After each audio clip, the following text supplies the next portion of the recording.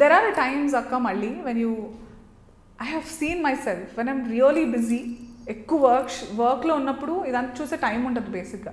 పని లేకుండా ఉన్నప్పుడే నాకు చూస్తూ ఉంటాను, దానికి రియాక్ట్ అవుతుంటాను. అందుకే I want keep myself busy, generate work. Body shaming చేస్తారు కదా అ లాట్. వాళ్ళకేం తెలుసు, I'm so proud of my body for the పొట్ట, because there were times when it was a home to my child. So అది అంత పెద్దగా ఉంది కాబట్టి వాడు అంత కంఫర్టబుల్గా పొట్టలో ఉన్నాడు. I'm very proud of my body. There is a liberated woman. కానీ ఒక విషయం చెప్పాను, నేను నోటీస్ చేశాను, చాలా కన్సర్వేటివ్ అండ్ కొంచెం టిపికల్ బ్రాహ్మిన్ ఫ్యామిలీలో పెరిగాను. చాలా దుపట్టాని గంజేసి ఇలా మా అమ్మ వేసేది నాకు. బట్ ఇప్పుడు షార్ట్స్ వేసుకుని చాలా మోడర్న్ డ్రెస్సెస్ వేసుకున్నప్పుడు నీకు ఎక్కడ కాన్ఫ్లిక్ట్ ఆఫ్ ఇది రాలేదా? అంటే అయ్యో నేను ఇలాగే పెరిగానా, లేకపోతే అమ్మ వాళ్ళు అండం కానీ, did you ever have an issue అలా ఎప్పుడు లేదా?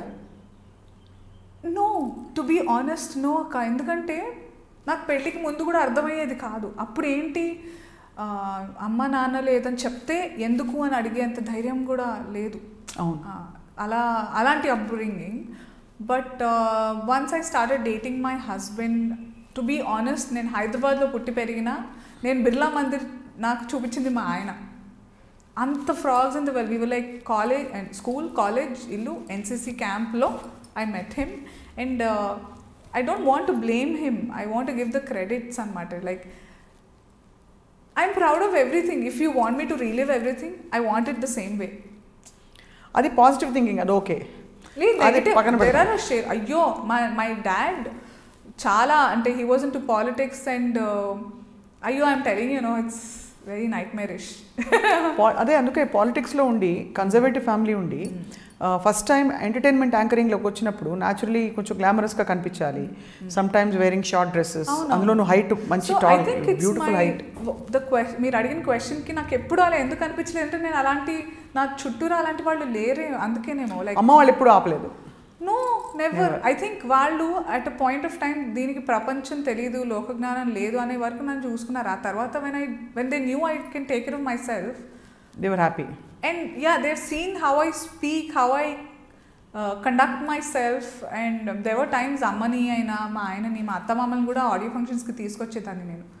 So they kind of got a hold of the atmosphere akkada. So there are bad people everywhere, but I strongly believe treat people the way you are, not the way they are.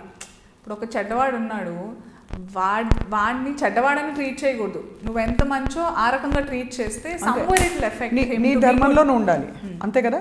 నువ్వు చెప్పేది అదే కదా, నీ ధర్మంలో నువ్వు ఉండాలి. అంటే నీ నేచర్ ఏంటో తెలుసుకొని నీ నేచర్ ప్రకారమే ఉండాలి. డోంట్ అంటే వాళ్ళు ఎలాంటి వాళ్ళు అన్నట్టు ట్రీట్ చేయొద్దని నేను అనుకుంటా. Because somewhere that effect will be there, that impact some day. ఇమీడియట్గా లేకపోయినా అరే అప్పుడు అలా ఉన్నా కూడా అనిస్తే అలా ఎంత బాగుండింది అనేది ఉండాలని నేను అనుకుంటా. That's how you give the chain of ఏమంటారు అదే goodness and it passes on. Yeah, రైట్గా చెప్పిన మాట ఏంటంటే అను, పబ్లిక్ లైఫ్లో ఉన్న వాళ్ళకి వాళ్ళు మనుషులు గారు వాళ్ళు పర్ఫెక్ట్గా ఉండాలి అని చాలా అసలు హ్యూజ్ ప్రెషర్ పెట్టేస్తారు. రూత్లెస్. ఒకటి రెండు సార్లు రియాక్ట్ అయ్యి కాంట్రవర్సీ కూడా అయింది కదా, ఐ థింక్ చేశారు వాళ్ళు. నేను నార్మల్గా రియాక్ట్ అయ్యాను. ఇప్పుడు ఇదే విషయం బయట ఇంకెవరినైనా అయితే కుటుంబాలు గొడవలు పడి చంపేసేసుకుంటారు. నేను ఒక మాట ఎదురు అనేసేసరికి అంటే I reacted for myself and it is not right for them. Oh you mean to say for the abuse. అది కూడా లైక్ నా ఆలోచనే, నేను అదే అంటున్నా కదా, నాకు డిప్లొమసీ తెలీదు. తెలిసిన తర్వాత నేను డిప్లొమాటిక్గా ఉండాలని అనుకోలే. I didn't make that choice. ఎందుకు ఉండాలి డిప్లొమాటిక్గా అసలు ఎందుకు? కానీ ఇంత బోల్డ్గా ఉంటే అంటే కొంచెం ఏదో క్వైట్గా మీక్గా ఉండి అందంగా కనిపిస్తూ అలా ఉండాలని ఎక్స్పెక్ట్ చేసే ఇండస్ట్రీ కాదా ఇది? You don't think you can be bold and still get అలా ఉండాలని ఎక్స్పెక్ట్ చేసే ఇండస్ట్రీయే. మరి you have to dress well, నాచుగానా చేయాలి, నోరు తెరవద్దు, బుర్ర వాడకూడదు. బుర్ర ఉండకూడదు అసలు, వాడకూడదు కదా first of all. Yeah, you just have to smile. అది అలా అలవాటు చేశారు ఇంతకు ముందు. మీకు అలాంటి ఇన్సిడెంట్స్ అయ్యాయి ఎప్పుడైనా వేర్ నీ బుర్ర వాడి నీకు అది అంటే because you're very brainy intelligent? Everyday. ఇప్పుడు కూడా నేను ఏదైనా ఫోటో పెట్టాను అనుకోండి, ఇదంతా నీకు అవసరమా ఆంటీ, పిల్లల్ని చూసుకో, అదేదో వాళ్ళు నా పిల్లలకి ఫుడ్ వాళ్ళు పెడుతున్నారు, ఫీజు వాళ్ళు కడుతున్నారు అన్నట్టు వాళ్ళకి కష్టమవుతోంది నేను బాగుంటే. So it's funny actually. నేను ఒకప్పుడు చూసి నువ్వేంట్రా నేను కన్నా నీకేంటని అన్నాను, but I'm like okay dude what else can you do, ఇంతే ఇంకేం చేయగలవు నువ్వు. వాడికి ఎంత పాపం ఎన్ని కష్టాలు ఉన్నాయో వాడికి, అంటే ముక్కు మొహం తెలియదు నిజంగా. నేను తెర మీద నేను ఎలా ఉంటానో చూస్తాడు అంతే. What I do, what's my life, like everybody has ప్రతి ఒక్కరికి ఆ రోజు స్టోరీ ఒకటి ఉంటుంది. ఇప్పుడు నేను ఇక్కడ మీరు కూర్చున్నారు, ఇంతకుముందు ఒకటి జరిగింది, it will effect how you correct deal this hour right now. మనం ఫస్ట్ కాన్ఫిడెన్స్ ముందు ఎంత మనం తెచ్చి పెట్టుకున్న కాన్ఫిడెన్స్ అది ముందు లాగేసినట్టు అవుతుంది ఎవరైనా. కానీ ఇప్పుడు నేను లైటా పిచ్చ లైటా అస్సలు no.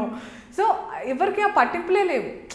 People forgot that everybody have their own back stories for what they do. ఏం చేసినా కూడా మనము మిస్టేక్స్ చేస్తాము. we are in the see for example నేను 5 ఏళ్ల క్రితం చేసిన ఏదైతే ఉందనుకోండి, ఇప్పుడు ఐ రిగ్రెట్ డూయింగ్ దోస్ అనుకోండి, but maximum I lead my life regrets ఉండకూడదు, పశ్చాత్తాపాలు లేని జీవితం గడపాలని నా ఉద్దేశం ఎప్పుడు ఉంటుంది. ఎలాంటి వాటికి రిగ్రెట్ అవుతుంటావు?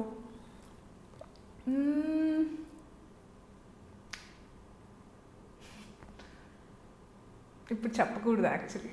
చెప్పే నేను అక్క కదా, అక్క అందరికి చెప్పేస్తుంది. ఇప్పుడు అక్క ఎవరికి చెప్పదు, సీక్రెట్, మన ముగ్గురు మాత్రమే వింటున్నాం ఇది.